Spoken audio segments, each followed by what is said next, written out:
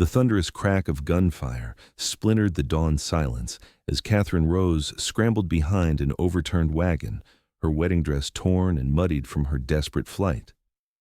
3 days ago, she'd been the daughter of Montana City's most prosperous banker. Now, she was a widow before she was truly a wife, with nothing but debts and danger as her inheritance. Montana Territory, 1875. Catherine Kate, to those who knew her, had never imagined her life would come to this. Just 22 years old, she'd buried her father 6 months prior, only to discover he'd gambled away their fortune and mortgaged their home to ruthless men. When Robert Blackwell, her father's business associate, had proposed marriage with promises to clear the debts, she'd accepted with resignation rather than joy. "Mrs. Blackwell," a gruff voice called out, "you can't hide forever. Your husband owed us money, and now that debt falls to you." Kate pressed her back against the wagon's wooden frame, her breath coming in shallow gasps. Robert had been shot dead on their wedding night before they'd even reached the marriage bed. She hadn't loved him, hadn't even particularly liked him, but she hadn't wished him dead, and she certainly hadn't expected to inherit enemies she knew nothing about. Another shot rang out, splintering wood near her head. "I don't have your money," she cried out, her voice breaking with fear. "Then you'll pay another way," the man shouted back. The sound of approaching hoofbeats made Kate's heart sink further. More of them were coming. She closed her eyes, a prayer forming on her lips when suddenly the hoofbeats increased, accompanied by shouts and more gunfire, but not aimed at her. "Get down!" a deep voice commanded from somewhere above her. Kate looked up to see a tall figure on horseback, silhouetted against the rising sun. He fired his revolver with precision at her pursuers, forcing them to scatter. Without hesitation, the stranger reached down, his strong hand extended toward her. "Unless you're partial to staying here and getting killed, madam, I suggest you take my hand." Despite her better judgment, Kate grasped his outstretched hand. With seemingly effortless strength, he pulled her up behind him on his chestnut stallion. "Hold tight," he instructed as they galloped away, leaving the sounds of chaos behind. Kate clung to the stranger's broad back, the sturdy canvas of his duster rough against her cheek as they rode. She had no idea who this man was or where he was taking her, but at this moment, anywhere seemed safer than where she'd been. It wasn't until they were miles away, hidden in a small grove of cottonwoods alongside a creek, that Kate finally saw her rescuer's face as he helped her dismount. Beneath a well-worn Stetson was a face weathered by sun and wind, but handsome in a rugged way that city men never achieved. His eyes, as blue as the Montana sky, assessed her with careful consideration. "Name's Lucas Ryder," he said, removing his hat briefly in a gesture of respect. "Most folks call me Luke." "Katherine Blackwell," she replied, then corrected herself. "Katherine Rose, I suppose. I was only Mrs. Blackwell for about 12 hours before my husband was killed." Something flickered in Luke's eyes. Surprise, perhaps, or curiosity. "That's quite a predicament, Mrs. Rose." "Kate," she insisted, "and yes, predicament is putting it mildly."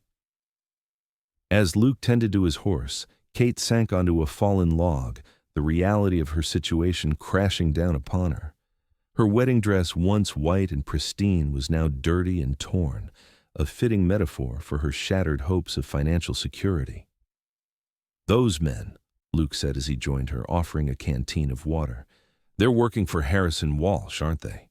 Kate took a grateful sip before answering. "I don't know. I only know that Robert, my husband, apparently owed money to some dangerous people. I didn't even know until they showed up at our door last night demanding payment." Luke's jaw tightened. "Walsh is a land grabber with a gang of thugs doing his dirty work. He's been buying up properties all around Montana City, using whatever methods necessary." He studied her face. "Your husband? What was his business?" "Banking. Or at least that's what I thought. My father owned Frontier Trust Bank in Montana City. When he died, it went to Robert as his partner. Kate's voice faltered. "I married Robert because he said he would help clear my father's debts. I had nowhere else to turn." "Desperation makes for poor marriage foundations," Luke said, though there was no judgment in his tone. "I didn't have many options," Kate replied defensively. Luke nodded, understanding in his eyes. We rarely do out here. The West doesn't offer the luxury of perfect choices. He glanced at the position of the sun. We should move. Those men will be looking for both of us now. Where will we go? Kate asked, suddenly aware that she was completely dependent on this stranger. I have a small ranch about a day's ride from here, Luke said, helping her to her feet. It's not much, but it's defensible, and they won't expect you to be there. Why are you helping me? Kate asked, suspicion finally catching up with her gratitude. You don't know me. Luke paused in adjusting his saddle. Let's just say I've got my own reasons for opposing Harrison Walsh and his men. If helping you causes them trouble, all the better. After a moment he added more softly, and where I come from, you don't leave a woman alone to face killers. They rode throughout the day, stopping only briefly to rest the horse and eat a sparse meal of jerky and hardtack that Luke carried in his saddlebags. Kate, unaccustomed to long rides, was stiff and sore but determined not to complain. This man had saved her life. The least she could do was bear the discomfort without adding to his burden. As the sun began to set, painting the vast Montana sky in hues of orange and purple, Luke pointed to a small homestead nestled in a valley ahead of them. That's it, he said. Ryder Ranch. Not much compared to what you're probably used to, but it's mine, free and clear. The ranch consisted of a modest cabin, a small barn, a corral with a few horses, and what appeared to be the beginnings of a larger operation, fence posts, marking out future pastures, lumber stacked for additional structures. It's perfect, Kate said, meaning it. After the chaos of the past day, the simple homestead looked like a sanctuary. As they approached, a figure emerged from the cabin, an older man with silver hair and a weathered face that broke into a grin when he saw Luke. There you are, boy. Was starting to wonder if you'd run into trouble. His eyes widened when he noticed Kate. And I see you did. Just not the kind I was worried about. Kate, this is Emmett Sullivan, my foreman and friend, Luke said as he helped her dismount. Emmett, this is Katherine Rose. She needs our help. Emmett's eyes took in her torn wedding dress and disheveled appearance. Well, Miss Katherine, any friend of Luke's is welcome here. Let's get you inside and find you something more practical to wear. Inside the cabin was simple but comfortable, a main room with a stone fireplace, a kitchen area, a small bedroom that Luke immediately offered to Kate, and a loft where he said he would sleep. Emmett apparently had his own small cabin nearby. After Emmett left, Luke pulled out a trunk and produced some clothes, simple men's shirts, trousers, and a dress that looked as though it had been stored away for years. These were my sister's, he explained, a shadow crossing his face. She passed on 5 years ago, typhoid. She was about your size, I reckon. I'm sorry for your loss, Kate said, accepting the clothes with gratitude. And thank you. I'll take good care of them. Left alone to change, Kate peeled off her ruined wedding dress, a symbolic shedding of her brief marriage and the desperate decision that had led to it. As she donned the simple calico dress, she felt strangely liberated despite her precarious situation. When she emerged, Luke had prepared a simple supper of beans, bacon, and coffee. They ate mostly in silence, both too exhausted for conversation. After the meal, Kate insisted on washing the dishes, a small contribution to repay his kindness.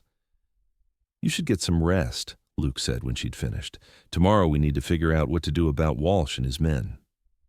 What can we do? Kate asked, feeling the weight of hopelessness press down upon her again. They want money I don't have, or land that's probably already legally theirs now that Robert is dead. Luke's expression hardened. Walsh doesn't care about legal. He cares about power and control. He's been squeezing small ranchers out of this valley for 2 years now, and I aim to stop him. Why? What's your stake in this? Luke stared into the fire for a long moment before answering. Walsh's men killed my brother-in-law, my sister's husband, when he refused to sell their homestead. My sister died not long after, heartbroken and sick. Their son, my nephew, lives back east with his mother's family now, but someday this land will be his. He looked up at Kate, determination etched on his features. I won't let Walsh take what belongs to my family, and I won't let him harm an innocent woman either. Kate felt a surge of respect for this man who fought not just for himself, but for the legacy of those he'd lost. I admire your principles, Mr. Ryder, but I fear I've brought my troubles to your doorstep. These men were after me, not you. Maybe, Luke conceded, but our troubles seem to share the same source. He took a sip of coffee. Get some sleep, Kate. Tomorrow's soon enough to make plans. The bedroom was small but clean, with a narrow bed covered in a handmade quilt. Kate sank onto it gratefully, her body aching from the day's ride and the previous night's terror. Despite her exhaustion, sleep eluded her as she stared at the ceiling, wondering how her life had changed so drastically in just 2 days. She had married Robert Blackwell out of desperation, seeing no other way to save herself from destitution after her father's death revealed their financial ruin. Now she was a widow, hiding in a stranger's cabin, hunted by men who wanted something she couldn't give them.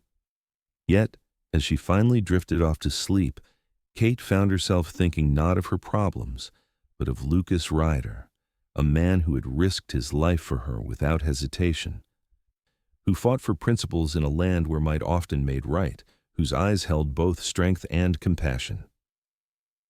Morning came with the smell of coffee and bacon. Kate dressed quickly in her borrowed clothes and found Luke at the stove, frying eggs to accompany the bacon. "You cook?" she asked, unable to keep the surprise from her voice. Luke chuckled.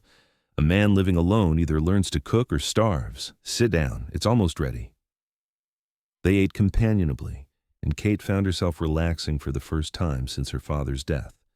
There was something about Luke's quiet confidence that made her feel safe, despite the danger that undoubtedly still pursued her. "I've been thinking," Luke said as they finished breakfast. "You need to establish your legal rights. If your husband owned property, as his widow, you might have claim to it." "Even if I do, the debts might exceed the value," Kate pointed out. "Maybe, maybe not. But if Walsh wants it badly enough to send men after you, it must be worth something." Luke leaned forward. "Montana City has a new circuit judge arriving today, Judge Hammond. He's supposed to be honest, not in Walsh's pocket like some of the local officials. If we could get to him, present your case." "You want to go back to Montana City?" Kate asked incredulously. "Those men are probably still looking for me there." "Not immediately," Luke clarified, "but eventually we'll need to face this head on. In the meantime, I've sent Emmett to town to gather information. We need to know exactly what we're up against." Kate nodded, appreciating that Luke included her in the planning rather than making decisions for her. "What should I do today, then?" Luke's eyes crinkled with amusement. "Well, unless you're skilled with branding irons or mending fences, I could use help with the garden. The vegetables don't care who plants them, but they need tending." Kate spent the morning working alongside Luke in the small garden behind the cabin. Despite growing up in a banker's home, she was no stranger to work. Her mother had died when Kate was young, and she'd taken on many household responsibilities. Still, gardening was new to her, and she found herself enjoying the simple, productive labor. "You're a quick study," Luke remarked as she efficiently weeded a row of carrots. "Thank you," Kate replied, wiping sweat from her brow. "It's satisfying work, immediate results." "Unlike most things in life," Luke agreed. He straightened up, stretching his back. "Banking must have been different, all those numbers and papers." "I wouldn't know," Kate admitted. "Women aren't exactly welcome in banking circles, even when their fathers own the bank." Luke considered this. "Seems a waste. You're clearly intelligent." The simple compliment warmed Kate more than it should have. "What about you? Have you always been a rancher?" "No," Luke said, leaning on his hoe. "I was a Texas Ranger for a few years after the war. Came north when my sister needed help with her place after her husband was killed." "The war," Kate echoed. Luke didn't look old enough to have fought in the Civil War, but many had lied about their age to enlist. "Joined up at 16, he said, confirming her suspicion. "Saw enough bloodshed to last several lifetimes." His eyes grew distant. "That's why I hate men like Walsh. They use violence as a first resort, not a last one." They worked in companionable silence until midday, when the sun grew too hot for gardening. Inside the cabin, Kate insisted on preparing lunch, using some of the vegetables they'd harvested, and making biscuits from the supplies in Luke's modest pantry. "This is the best meal I've had in months," Luke declared as he finished his second biscuit. "It's the least I can do," Kate replied, pleased nonetheless by his appreciation. After lunch, Luke needed to check on his small herd of cattle in a pasture about a mile from the cabin. Kate asked to accompany him, preferring activity to sitting alone with her thoughts. "Can you ride?" Luke asked, eyeing her skeptically. "I grew up in Montana territory," Kate replied with a touch of indignation. "Of course I can ride." Luke smiled, the expression transforming his serious face. "Just checking. Most bankers' daughters I've met prefer carriages." He saddled a gentle mare for Kate, and they rode out together. The pastureland was beautiful rolling hills dotted with wildflowers, a clear stream cutting through one corner, mountains rising majestically in the distance. "This is wonderful land," Kate remarked as they rode side by side. "It is," Luke agreed. "Good grass, water year-round, sheltered from the worst winter storms by those hills to the north. No wonder Walsh wants it." "Is all of this yours?" Kate asked, gesturing at the vast landscape. "About 500 acres, Luke said. "Small for a cattle ranch, but I've been buying parcels when I can afford them. Between that and improving the stock, I hope to build something worthwhile." Kate could hear the pride and determination in his voice. This wasn't just land to Luke, it was a future, a legacy. She admired his clarity of purpose. They spent the afternoon checking the cattle, a small but growing herd of about 50 head, and repairing a section of fence that had come loose. Kate insisted on helping, holding posts steady while Luke drove them deeper into the ground. As the sun began to set, they headed back to the cabin. Kate was tired but satisfied with the day's work. There was something rewarding about physical labor that she had never experienced in her previous life. They were about a quarter-mile from the cabin when Luke suddenly pulled his horse to a stop, his posture alert. "What's wrong?" Kate asked, instantly alarmed. "Smoke," Luke said tersely, pointing. A thin column of dark smoke rose from the direction of the cabin. Without another word, Luke spurred his horse forward, Kate following close behind. As they crested the final hill, the scene below made Kate's heart sink. The small barn was ablaze, flames leaping into the darkening sky. Luke didn't hesitate, galloping down the hill toward the fire. By the time Kate reached the yard, he was already organizing a bucket line from the well to the barn, assisted by Emmett, who had apparently returned during their absence. "Kate!" Luke called when he spotted her. "There's a pump at the back of the cabin. We need more water." For the next hour, they fought the fire with desperate determination. Despite their efforts, the barn was largely destroyed, though they managed to save the cabin and the corral. Thankfully, most of the horses had been in the pasture, but they lost a wagon, feed, and many tools. Exhausted and smoke-stained, they finally collapsed on the ground when the last embers were extinguished. "This was deliberate," Emmett said grimly, handing around a canteen of water. "Found tracks of 4 riders heading east, and this was stuck to what's left of the barn door." He held out a piece of paper. Luke took it, his expression hardening as he read. "This is just the beginning. Send the woman to Walsh's office in Montana City within 3 days or lose everything." Kate felt sick. "This is my fault. I've brought this destruction to your home." "No," Luke said firmly. "This is Walsh's doing, not yours." He turned to Emmett. "What did you learn in town?" The older man wiped soot from his face before answering. "Walsh has been telling folks that Mrs. Blackwell stole documents and money before fleeing. He's offering a reward for information, and he's filed papers claiming Blackwell mortgaged the bank to him before dying." "That's impossible," Kate exclaimed. "Robert and I were married that very evening. He didn't have time to sign anything over to Walsh." "Doesn't matter if it's true," Emmett said with a shrug. "Walsh has the local sheriff and land recorder in his pocket. They'll swear to whatever he wants." Luke stood up, his face set with determination. "Then we need that circuit judge. Emmett, when is Judge Hammond expected?" Tomorrow afternoon stage, according to the notice at the post office. Luke nodded. Then we ride for Montana City at first light. If we avoid the main road, we can be there by midday, before Walsh knows we're coming. We? Kate asked, surprised. You, me, and Emmett, Luke confirmed. If we're going to fight this, we need to do it properly, through the law. That means you need to tell your story to the judge yourself. Kate was touched by his inclusion of her in the plan, rather than trying to protect her by leaving her behind. Thank you for not suggesting I hide here. Luke's eyes met hers, and something unspoken passed between them. You don't strike me as the hiding type, Kate Rose. That night, despite her exhaustion, Kate again found sleep elusive. The responsibility for the destruction of Luke's barn weighed heavily on her conscience, no matter his assurances that she wasn't to blame. Luke and Emmett had risked much for her already, and tomorrow they would risk more. And beyond the immediate danger, Kate found herself facing an uncomfortable truth. She was developing feelings for Lucas Ryder.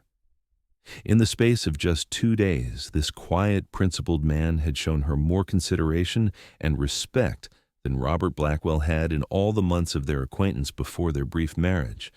But what future could possibly exist for them? She was a widow with potential legal troubles and no prospects.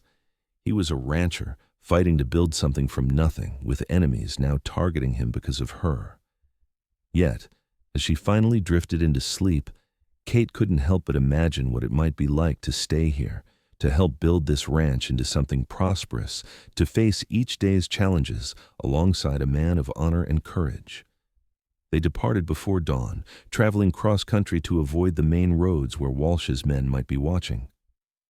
Luke had insisted Kate continue wearing the practical clothes his sister had left behind, rather than her more recognizable dresses. We'll look like a family traveling together, he explained as they saddled the horses. Less likely to draw attention. The journey was tense, each of them scanning the horizon frequently for signs of pursuers. They stopped only once, briefly, to rest the horses and eat a cold meal from their saddlebags. Judge Hammond has a reputation for fairness, Emmett told Kate during their brief rest, but he's also known for demanding proof. Do you have any documentation that might help your case? Kate thought for a moment. My marriage certificate is in my reticule, which I managed to grab before fleeing, and I have the key to my father's desk at home.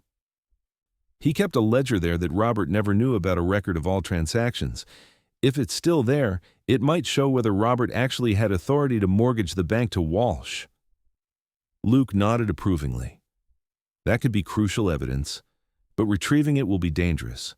Your house is likely being watched. I know a way in through the garden that few people know about, Kate said. My father had a small door installed in the back wall, hidden by climbing roses. He used it when he wanted to avoid visitors at the front door. Still risky, Luke commented, though Kate could see he was considering it. I have to try, Kate insisted. Otherwise, it's just my word against Walsh's, and from what you've said about his influence, that won't be enough. The rest of the journey passed without incident, and by early afternoon, they were approaching Montana City from the southwest, avoiding the main road into town. The settlement had grown considerably in recent years, boasting several streets of businesses, a small courthouse, and residential areas that ranged from modest to the more substantial homes of successful merchants and professionals.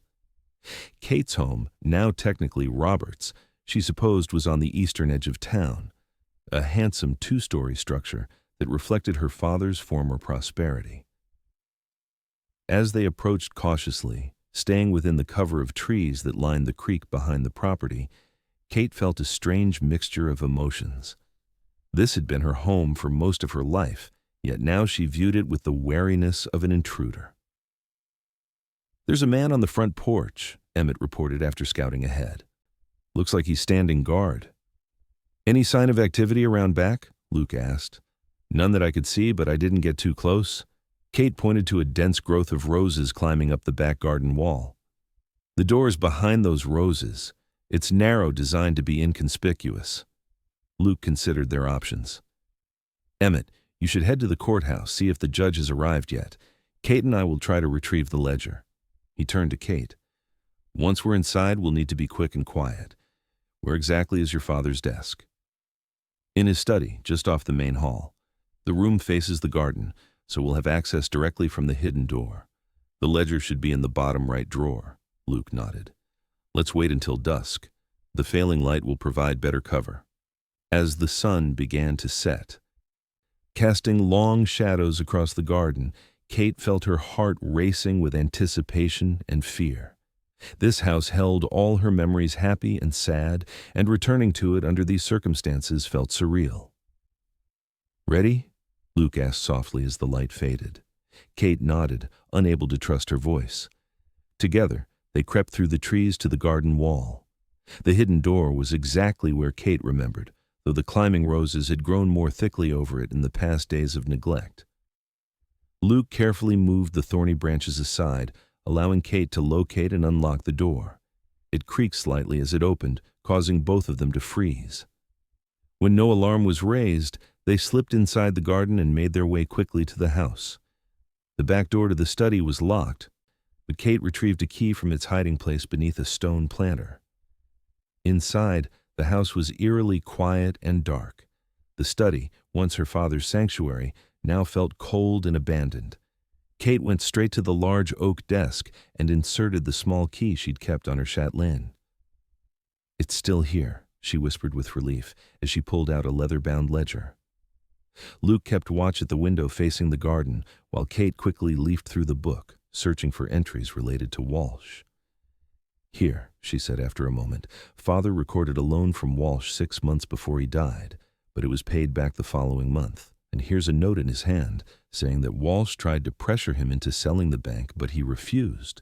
She turned more pages. There's nothing indicating Robert had any dealings with Walsh before Father's death, or that the bank was mortgaged to him. That's good, Luke said. Bring it with you. We should... He broke off as the sound of voices came from elsewhere in the house. Someone had entered through the front door. We need to leave. Now, Luke whispered urgently. Kate tucked the ledger into her shirt and followed Luke to the garden door. They had just slipped outside when the study door opened and lamplight spilled into the room they'd vacated seconds before. Someone's been in here, a gruff voice said. The desk drawer's open. Check the garden, another voice commanded.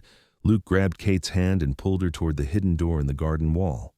They had just reached it when a shout went up from the house. There they are! A gunshot cracked through the evening air, the bullet splintering wood on the wall near them. Luke pushed Kate through the door first, then followed quickly, pulling it shut behind them just as more shots rang out. Run! He ordered, and they sprinted toward the trees where they'd left their horses. More shouts echoed behind them as their pursuers discovered the hidden door. Luke and Kate reached the horses and mounted quickly, galloping away just as men burst through the garden wall in pursuit. Head for the courthouse, Luke called to Kate as they rode. Emmett will be waiting. They thundered through back streets, avoiding the main thoroughfare where they might be more easily spotted. The courthouse stood at the center of town, its white columns gleaming in the last light of day. Emmett was waiting anxiously outside, relief washing over his features as he spotted them. The judge is here, he reported as they dismounted. He's agreed to hear emergency cases this evening. Inside the courthouse, Judge Hammond, a stern-looking man with a shock of white hair and penetrating eyes, was preparing to leave for the day when they burst in. Your Honor, Luke said, stepping forward, we need your help. This woman's life is in danger, and a great injustice is being perpetrated by Harrison Walsh. The judge's eyebrows rose at Walsh's name. I've heard concerning reports about Mr. Walsh since arriving in your town, he admitted. What evidence do you bring? Kate stepped forward, still breathless from their escape. My name is Katherine Rose, recently and briefly Catherine Blackwell. My husband was killed on our wedding night, and now Walsh claims my husband mortgaged our bank to him before dying. She produced the ledger. This is my father's private record of all bank transactions. It shows Walsh's claims are false. For the next hour, they presented their case to the Judge Kate, explaining her father's death, her desperate marriage to Robert, and the events that followed. Luke detailing Walsh's campaign of intimidation against small landowners. Emmett adding what he'd learned in town about Walsh's corruption of local officials. Judge Hammond listened attentively, examining the ledger and Kate's marriage certificate. When they finished, he was silent for a long moment. "This is a very serious matter," he said finally. "If what you say is true and this ledger suggests, it is then Mr. Walsh has committed fraud, intimidation, and possibly accessory to murder." He looked directly at Kate. "As the widow of Robert Blackwell, you would be the legal heir to his property, including the bank, assuming there was no will stating otherwise." "There was no time for a will," Kate confirmed. "We had been married less than a day." The judge nodded. "Then legally, the bank and any other property of Mr. Blackwell's passes to you. If Walsh has filed fraudulent documents claiming otherwise, that is a criminal offense." He turned to his clerk. "Issue warrants for the arrest of Harrison Walsh and any named associates on charges of fraud, intimidation, and conspiracy. I want the federal marshal informed immediately." Relief washed over Kate. After days of fear and uncertainty, finally someone with authority was taking action. "Your Honor," Luke said, "Walsh's men are still looking for us. They shot at us less than an hour ago." "Then you'll remain under the court's protection until this matter is resolved," the judge declared. "There are rooms above the courthouse where you can stay safely tonight." As they were escorted upstairs to the simple but secure accommodations, Kate felt overwhelmed by the rapid turn of events. "I can't believe it," she whispered to Luke. "After everything, the law might actually work in our favor." Luke smiled, though his eyes remained cautious. "It's a start," he agreed. "But Walsh won't go down without a fight. He has too much at stake." His prediction proved accurate. Shortly after midnight, they were awakened by commotion in the street below. Looking out the window, they saw the courthouse surrounded by armed men. "Walsh's gang," Luke said grimly. "They must have learned the judge issued warrants." The federal marshal, who had been stationed in the building for their protection, appeared at their door. "Stay away from the windows," he ordered. "I've sent for reinforcements, but it might take time for them to gather." For the next tense hour, they listened to the standoff developing below. Walsh himself eventually appeared, demanding that the judge rescind the warrants and turn over Kate. "This woman is a thief!" his voice boomed in the night air. "She stole bank documents and fled. The people of Montana City demand justice." From the courthouse steps, Judge Hammond's voice rang out clearly. "Mr. Walsh, you are under indictment for serious crimes. Surrender yourself to the law or face the consequences." Walsh's response was to order his men to open fire. Bullets shattered courthouse windows as Kate, Luke, and Emmett took cover on the floor. "This is madness," Kate gasped. "He's attacking a federal judge and marshal in plain view of the town." "Desperate men make desperate choices," Luke said, his hand on his revolver. "Walsh knows if he's arrested, his whole empire collapses." The gunfight continued sporadically through the night. By dawn, reinforcements had arrived, a combination of deputized townspeople who opposed Walsh's tyranny and a contingent of cavalry soldiers who happened to be passing through the area. Outnumbered and outflanked, Walsh's men began to surrender or flee. Walsh himself attempted to escape, but was captured by the cavalry as he tried to reach the stables behind the hotel. When it was finally safe to emerge, Kate, Luke, and Emmett found Montana City in a state of stunned awakening. The brief but violent battle had left the courthouse damaged, 2 of Walsh's men dead, and several others wounded. Remarkably, none of the lawmen or deputies had been killed, though the marshal sported a bandage on his arm. Walsh himself sat dejected on the courthouse steps, hands cuffed behind him, his face a mask of thwarted rage as Judge Hammond formally read the charges against him. "Furthermore," the judge concluded, "I'm ordering an immediate audit of all property transactions involving Mr. Walsh for the past 3 years. Any that are found to involve fraud or coercion will be nullified."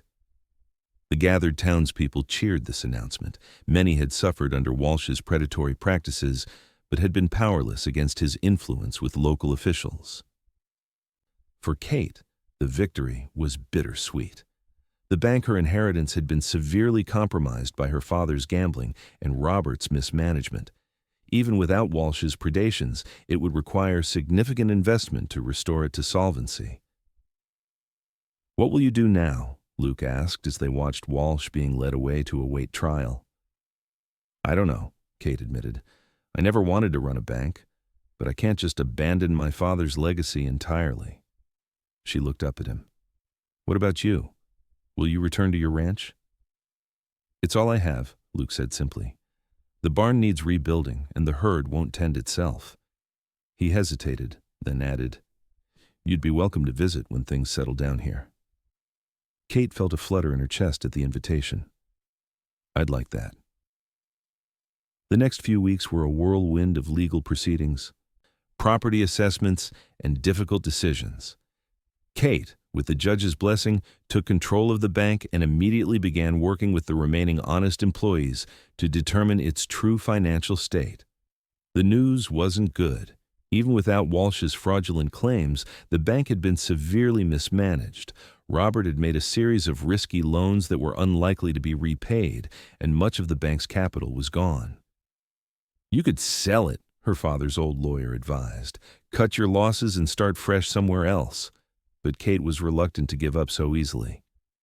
"This bank supported this town for 20 years under my father's management," she said firmly. "It can do so again with proper leadership." During this time, Luke returned to his ranch with Emmett, though he rode into Montana City once a week to check on Kate and bring news of the rebuilding efforts at his property. Each visit strengthened the connection between them, though neither spoke openly of their growing feelings. On one such visit, about a month after the confrontation with Walsh, Luke arrived, looking more serious than usual. "What's wrong?" Kate asked as they walked together through the town square. "Nothing's wrong," Luke assured her, "but I've been doing a lot of thinking about the future." He guided her to a bench beneath a large cottonwood tree. "The ranch is coming along well. We've rebuilt the barn, stronger than before, and I've purchased another 50 head of cattle." "That's wonderful," Kate said sincerely. "It is," Luke agreed. "But running a ranch takes capital, especially one that's growing." He looked directly at her. "Kate, I have a proposition for you. A business proposition. At first." Kate felt her heart quicken. "I'm listening." "Your bank needs assets and reliable investments. My ranch needs capital to expand. What if we helped each other?" He took a deep breath. "The bank could extend a loan to Ryder Ranch, secured against the property and cattle. It would give you a solid investment and give me the means to build something substantial." Kate considered this. From a strictly business perspective, it made sense. Luke was trustworthy, hard-working, and had a clear vision for his ranch. The bank needed exactly such investments to rebuild its portfolio. "It's a sound business proposal," she acknowledged. "But you said, 'at first.' What did you mean by that?" Luke's eyes held hers steadily. "I mean that I've come to care for you, Kate, more than I expected to, and certainly more than is proper to admit after knowing you such a short time." His voice grew softer. "When I found you behind that wagon, running for your life in a wedding dress, I thought I was just helping someone in trouble. I didn't know I was finding someone who would change my life." Kate felt tears spring to her eyes. "Luke," he held up a hand. "Let me finish. I'm not asking for anything now. I know you married once out of desperation, and I would never want you to make such a decision again. But I am asking for a chance to show you that what started in crisis could grow into something real and lasting." Kate was deeply moved by his honesty and consideration. "You've shown me more respect in these few weeks than Robert showed in our entire acquaintance," she said quietly. "You've never once suggested I couldn't manage my own affairs or make my own decisions." "Why would I?" Luke asked, genuinely puzzled. "You're one of the most capable people I've ever met, man or woman." Kate smiled, a real, unguarded smile that reached her eyes. "Then yes to both proposals. The bank will invest in Ryder Ranch, and she took his hand. "I will give us a chance to see what might grow between us." Luke's face lit up with a joy that transformed his normally serious features. "I promise you won't regret it," he said, squeezing her hand. Over the next 6 months, both the bank and the ranch flourished under their respective stewardship. Kate discovered she had a talent for banking that her father had never allowed her to develop. Under her guidance, Frontier Trust Bank slowly rebuilt its reputation for sound management and fair dealing. Luke, with the capital from the bank's investment, expanded his herd, hired additional hands, and began constructing a larger, more comfortable house on his property. Their relationship deepened with each passing week. Kate rode out to the ranch whenever bank business allowed, helping with the garden, learning about cattle, and enjoying the simple pleasures of ranch life. Luke made regular trips to town, not just to conduct business, but to court Kate, properly taking her to church socials, community dances, and for walks along the creek that ran through Montana City. The townsfolk, who had initially gossiped about the banker's daughter and the rancher, gradually accepted their relationship as they witnessed its positive effects on both the bank and the community. Luke's straightforward integrity and Kate's fair business practices earned them respect throughout the region. By winter, Kate found herself spending more time at the ranch than at her father's house in town. The new ranch house was completed just before the first snow, a comfortable structure with a large stone fireplace, a spacious kitchen, and rooms for future expansion. "It's beautiful," Kate said as Luke showed her through the finished building. "You've created something wonderful here." "We've created it," Luke corrected her. "Your investment made this possible." "Not just the financial investment," Kate said softly. Luke turned to her, taking both her hands in his. "Kate, there's something I need to ask you." He looked uncharacteristically nervous. "I know we agreed to give ourselves time, to let feelings develop naturally rather than from necessity or convenience." Kate nodded, her heart beating faster. "I believe that time has come," Luke continued. "These past months have been the happiest of my life. I can't imagine my future without you in it." He knelt before her, still holding her hands. "Katherine Rose, would you do me the honor of becoming my wife, not out of desperation this time, but because we choose each other freely and completely?" Tears of happiness filled Kate's eyes. "Yes," she whispered. "Yes, Luke. I will marry you." The kiss they shared sealed more than a proposal. It sealed a journey that had begun in crisis and danger, but had transformed into something beautiful and enduring. They were married in the spring of 1876, exactly 1 year after their first meeting. The ceremony was held outdoors at the ranch, beneath a canopy of newly leafed cottonwoods. Judge Hammond, who had become a friend and supporter, performed the ceremony, and the entire community turned out to celebrate. "I still can't believe how our story began," Kate said as they danced together at their wedding celebration. "Me, fleeing in a torn wedding dress, you, appearing like some hero from a dime novel." Luke laughed, holding her close as they moved to the music. "When I first saw you, I thought I was rescuing you," he admitted. "I didn't realize we were rescuing each other." Kate looked up at him, love shining in her eyes. "I married Robert out of desperation," she said softly. "But I'm marrying you because it's destiny." In the years that followed, Ryder Ranch grew into one of the most successful operations in the territory. Kate continued to manage the bank, instituting progressive policies that helped many small businesses and homesteaders establish themselves in the region. She and Luke eventually had 3 children, 2 sons and a daughter, who grew up learning both ranching and banking, riding horses across the expanding Ryder property, and understanding ledgers and investments. Montana Territory became the state of Montana in 1889, and the town of Montana City continued to grow and prosper.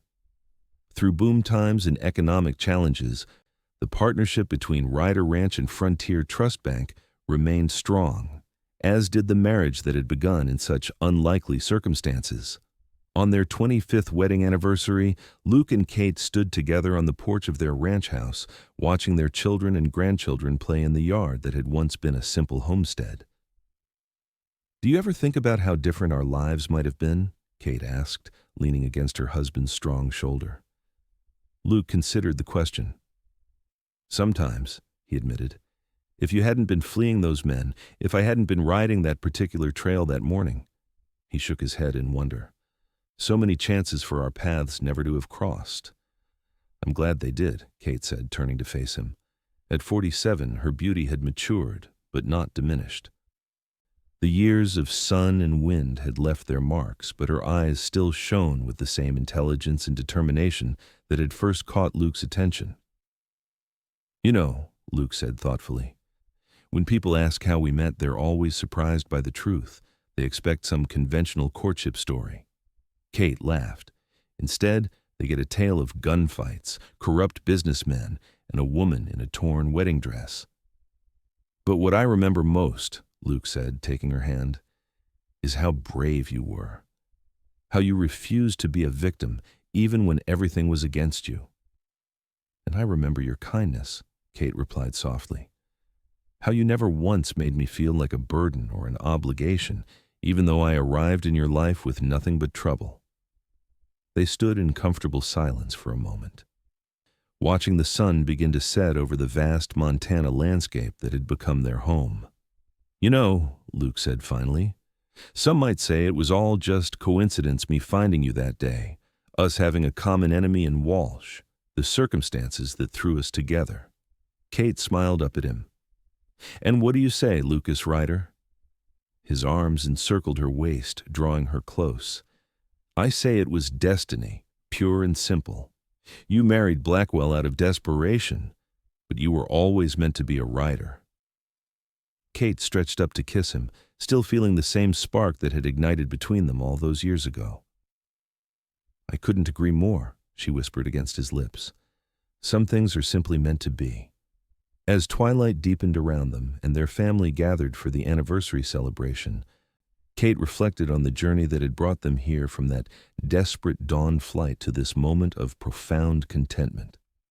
What had begun as her darkest hour had led to her greatest happiness, a life rich with purpose, love, and the deep satisfaction of building something meaningful together. The banker's daughter and the rancher. An unlikely pair, perhaps, but one that had proven that sometimes the most unpromising beginnings can lead to the most beautiful destinies.